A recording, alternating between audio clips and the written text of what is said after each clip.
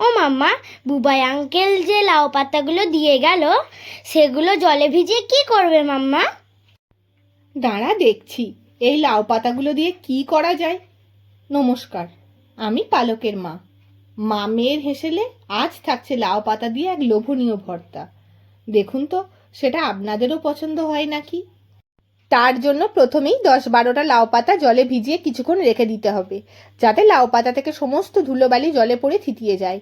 এবারে লাউ পাতাগুলো তুলে 3 টুকরো করে কেটে রেখে দিতে হবে। বেশি কুচি করতে হবে না। গ্যাসে একটা পাত্র বসিয়ে তাতে টুকরো করে রাখা লাউ পাতা আর সামান্য নুন দিয়ে ভাপাতে বসিয়ে দিতে হবে। এরকম হালকা সেদ্ধ হলে জল ঝরিয়ে রেখে দিতে হবে।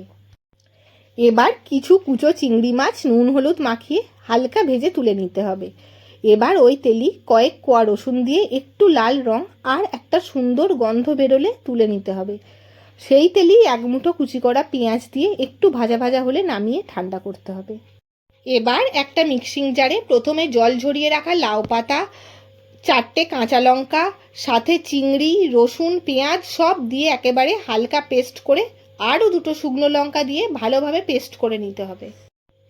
তারপর একটা কড়াইয়ে বেশ খানিকটা তেল, কালো জিরে আর একটা শুকনো লঙ্কা ফোড়ন দিয়ে পেস্ট করে রাখা লাউ পাতা দিয়ে তাতে স্বাদ মতো নুন আর অল্প চিনি দিয়ে খুব ভালো করে মিশিয়ে এরকম কড়াইয়ে লাগা লাগা হলে নামিয়ে এক থালা গরম ভাত, লাউ পাতা চিংড়ি ভর্তা, অল্প সর্ষের তেল ছড়িয়ে পরিবেশন করুন।